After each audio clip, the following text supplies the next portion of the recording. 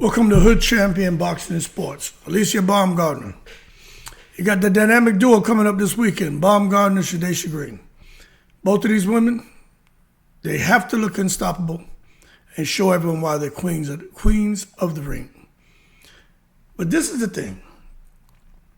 Alycia Baumgardner, the whole thing with hooks and looks, everyone knows who she is. Been a whole lot of drama surrounding her, with her and Dubois and the back and forth. And really Dubois and Alycia Baumgardner attacking Dubois and Shields attacking Baumgardner. Baumgardner was just there in the breeze chilling. She ain't do shit to nobody. But Clarissa and Dubois decided to go at Alycia, talk about her history and failed ped tests, and she was just being called just a lot of crazy shit that I think the ship has already sailed on, but got people paying attention to her again, not necessarily for all the right things, even though she was clear of wrongdoing, but all eyes are on Alycia, right? Whether they're on her to see how she performs because of the things Dubois said and Clarissa trying to, motivate MVP to make the main event her and Green, and then make Baumgardner and Dubois the co-main.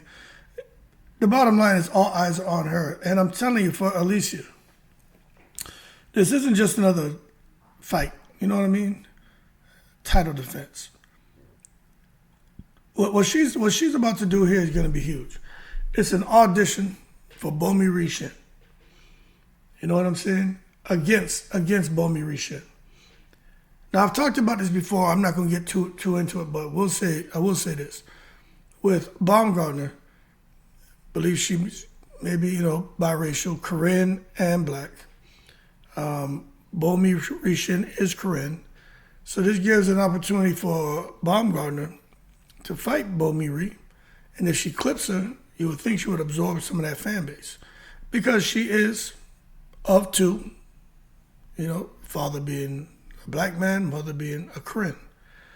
So that's really interesting how they, arranged this fight, because that is the kind of fight that you want. Because the bottom line is Baumgardner qualifies, you know what I mean, to absorb that Korean fan base more than someone else would who doesn't have Korean heritage. Now, I'll tell you this. I don't know if she can speak Korean or write in the Hangul. I can still write a few things. I know the alphabet, but when I was in Korea, I used to take the lunch classes to learn how to speak and write. So I still remember how to write. It's all in like symbols and shit. And the reading, I'm speaking. I still know a lot of phrases, but I can't have conversation. I can't conversate. But if she can do that, and she knocks out Bo Mi Re Shin, you're talking about bigger fights, bigger money, bigger spotlight. So she's got to do the business. But the real audition for Alycia, I think she's trying to impress everyone. We know she can fight, but she's really trying to impress everyone because she wants to make a Amanda Serrano fight. She would even fight Katie Taylor. Now, Katie Taylor, I don't know if she'll get that fight. Amanda Serrano is possible.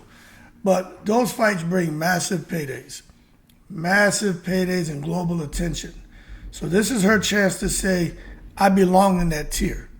You know what I'm saying? I am that woman. I am that champion. So if she can clip Bo Mi Re Shin, I may be saying the middle names wrong, backwards, and then she can land the Serrano fight. Now, there's a difference in weight here now, but Serrano, she's a goddamn gangster. Serrano Serrano fight you at heavyweight. She don't give a shit. You know what I'm saying? She'll come in the ring at 122, 130. Fight your ass at heavyweight. Serrano just don't give a shit. But for Baumgardner, that'll be a very interesting fight. You know what I'm saying? But the fight matters more than it looks. You know what I'm saying? On paper, Baumgardner is favored, but the expectations are high. Winning is not enough for Baumgardner. And I'm going to tell you this. The Korean fighter Shin, she's not coming in there to lay down. She's not looking to coochie coo tickle and chicken peck Baumgardner. No, she's looking to whip her ass. Because of her fighting Dubois, a couple more rounds, she probably would have beat Dubois. So Bo Mi Re Shin she ain't no joke, man. And it's going to be 10 3-minute rounds. It's going to be very interesting to see how it plays out. We know Baumgardner can go to 10 3-minute rounds. She can go 12 3-minute rounds. The thing is, my thing with Bo Mi Re Shin is she going to be able to keep up? You know, if she doesn't hurt Baumgardner and knock her out early, what's going to happen after round 4 and 5? You know what I'm saying? Is she going to be able to handle Alycia? But I'm telling you, Baumgardner's favored. The expectations are high, but she just can't win. She needs a statement. She can't win a safe decision. Like, that's just not what she can't do that. If you want to really create that separation and prove to everyone that Dubois is still a puppy, then Alycia has to come and knock out Bo Mi Re Shin, which is easier said than done because everyone out here who watch the channel know I talk about sparring Korean fighters. Them cats come in there, that sparring, they ain't in there to tickle and coochie coo. That shit is like World War III. You know what I mean? It's like World War III. But I tell you what, if she gets the win, like a decision, fans are gonna say, all right, that's cool. But they're gonna say, okay, so what's next?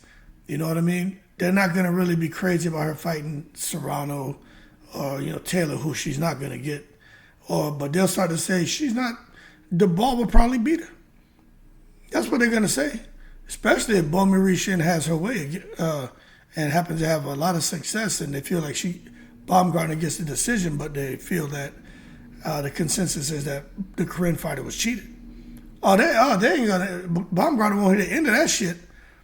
Dubois would beat her. They robbed the Korean, and look what Dubois did to the Korean fighter. Alicia's a hype job. It ain't hooks and looks. It's hype and crooks.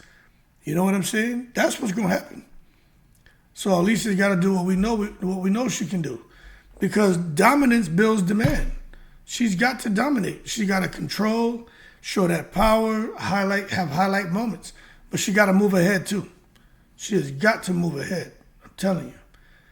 But I think if she can put on a dominant performance, that's going to make Jake Paul and Nikisa and everybody pay attention and force big fight conversations, because you can't take someone like Alycia, who's this superstar, someone who you're growing to be the face of women's boxing, someone who's very marketable. You can't take her and have her fighting mid-tier type fights. No, you need to keep moving her up the ladder.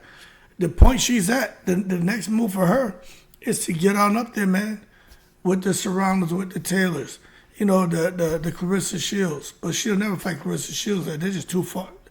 The size difference is just bewildering. You know what I'm saying? Like, the idea that the people are trying to force that fight, it's like, come on, have y'all seen them together? Like, there ain't no way that fight's gonna happen. But I tell you what, her name belongs up there, but she needs the legacy fight. And I'm gonna be honest with you. I understand going after the big names, but because of the money. But the real fight